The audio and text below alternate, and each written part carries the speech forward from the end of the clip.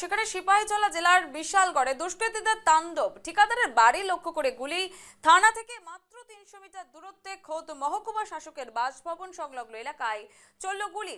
বিশালগড় থানার অন্তর্গত নেতাজিনগর এলাকা, সেখানে বিশিষ্ট ঠিকাদার অনুপ সাহার বাড়িতে এই দুঃসাহসিক হামলার ঘটনা ঘটেছে। দুষ্কৃতীরা ওই ব্যবসায়ীর কাছে 50 লক্ষ টাকা দাবি করে এই তাণ্ডব চালিয়েছে বলে অভিযোগ। খবর পেয়ে বিশালগড় থানার পুলিশ দ্রুত ঘটনাস্থলে পৌঁছয় তল্লাশি চালিয়ে বাড়ির প্রাঙ্গণ থেকে ব্যবহৃত বুলেটের খোলস উদ্ধার করা হয়েছে। ঘটনার পর এলাকায় পুলিশ টহল বাড়ানো হলেও এখনো পর্যন্ত কেউ গ্রেপ্তার হয়নি। ত্রিপুরা বিশালগড়, সেখানে দুষ্কৃতীদের তাণ্ডব, একেবারে মহকুমা শাসকের বাড়ির সামনের ঘটনা, ঠিকাদারের বাড়ি লক্ষ্য করে গুলি, 50 লক্ষ টাকা দাবি করে তাণ্ডব দুষ্কৃতীদের উঠে আসছে সেই ছবি ত্রিপুরা থেকে। ঘটনার পর গোটা এলাকায় পুলিশের টহলদারি চলছে। স্থানীয় মানুষজন কিন্তু সেখানে আতঙ্কে রয়েছেন, যত্রতত্র ছড়িয়ে রয়েছে বুলেট। দেখতে পাচ্ছেন কিছু কিছু জায়গা কিন্তু করে বুলেটে ঝাঁঝরা হয়ে গিয়েছে, সেই সমস্ত ছবি উঠে আসছে। ঠিকাদারের বাড়ি লক্ষ্য করে গুলি, থানা থেকে মাত্র 300 মিটার দূরত্বে খোদ মহকুমা শাসকের বাসভবনের সংলগ্ন এলাকায় চলল গুলি।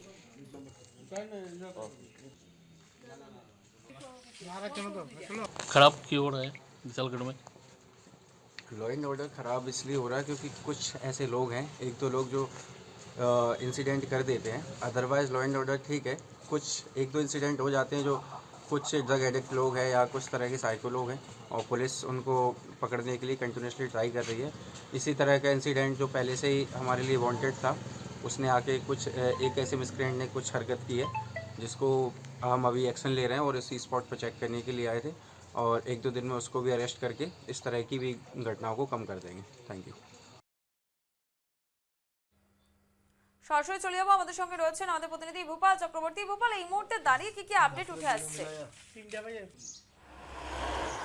দেখো, ত্রিপুরার সিপাহীজলা জেলার এই বিশালগড় মহকুমা এলাকা, সেটা বারবারই কিন্তু এরকম ঘটনার জন্য সংবাদ শিরোনামে উঠে আসছে। বিশেষ করে আইনশৃঙ্খলা পরিস্থিতির অবনতির কারণে বিশালগড়ের নাম বারবার বদনাম হচ্ছে। এবারকার ঘটনা তার নতুন সংযোজন।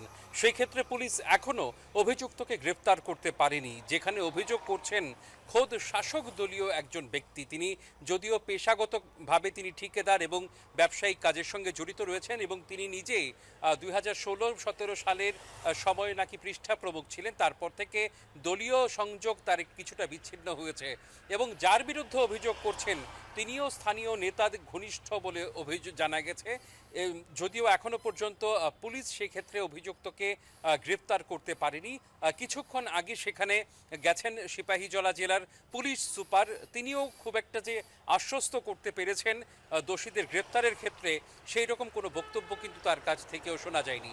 সব মিলিয়ে বলতে পারি যেভাবে অস্ত্রের ঝলকানি, যেভাবে টাকা চেয়ে খোদ ঠিকাদারের বাড়িতে সেখানে গুলি চালানো হলো, এতটা স্পর্ধা বেড়ে গেছে যে সমস্ত অপরাধীরা, তাদের বিরুদ্ধে যদি পুলিশি নিষ্ক্রিয়তা এভাবে বাড়তেই থাকে, তবে নিঃসন্দেহে ওই সংশ্লিষ্ট মহকুমায় সাধারণ মানুষের নিরাপত্তা নিয়ে প্রশ্ন উঠতেই থাকবে এবং উঠবে। এই অবস্থায় যত তাড়াতাড়ি পুলিশ এই ক্ষেত্রে সক্রিয় ভূমিকা গ্রহণ করে এবং দোষীকে গ্রেপ্তার করতে পারে, তত তাড়াতাড়ি পরিস্থিতি স্বাভাবিক হবে। তোমাকে বলে রাখি যে মূল অভিযুক্ত, তার বিরুদ্ধে এর আগেও কিন্তু থানায় অভিযোগ নথিবদ্ধ রয়েছে, কিন্তু তখনও পুলিশের নিষ্ক্রিয় ছিল, পুলিশের ভূমিকা নিয়ে প্রশ্ন ছিল। আজকেও কিন্তু পুলিশ সেভাবে নিজেদের সাফল্য তুলে ধরতে পারেনি।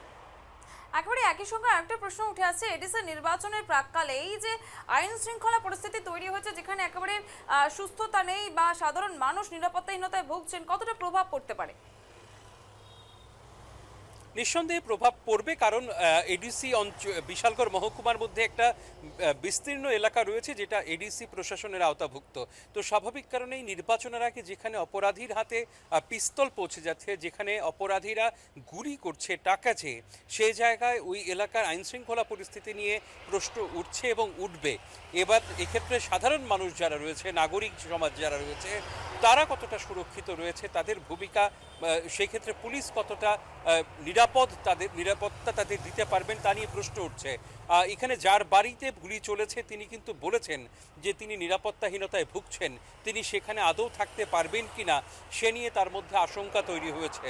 তো স্বাভাবিক কারণে এই ক্ষেত্রে পুলিশ যত তাড়াতাড়ি দ্রুত ব্যবস্থা গ্রহণ করে, তত পরিস্থিতি তাড়াতাড়ি স্বাভাবিক হবে। যদিও এই ক্ষেত্রে পুলিশের ভূমিকা নিয়েই বারবার প্রশ্ন উঠছে, বিশেষ করে এই বিশালগড় মহকুমার আইন শৃঙ্খলা পরিস্থিতি নিয়েই বারবার কিন্তু প্রশ্ন উঠছে এবং উঠেছে বিভিন্ন মহলে।